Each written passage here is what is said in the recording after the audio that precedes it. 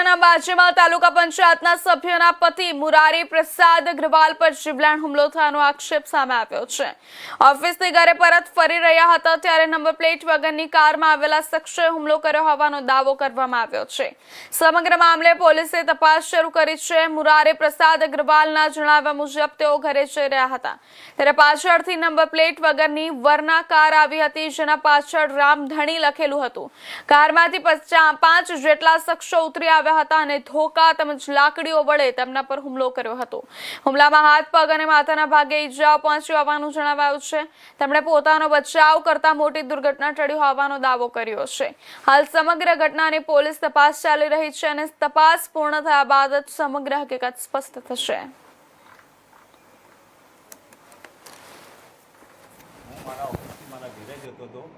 तो थोड़ोक आग निकलो रेवा प्रभु सदन आग एवं तेवं हूँ पहुँचो। पाछळथी कोई वरना करीने गाड़ी आई नंबर प्लेट वगरनी अने सीधी मारा पाया हाथापाई करवा लगी कि साइड में ऊभो रहीने एम करीने सीधो दंडाना साथे मने मारवा लगी।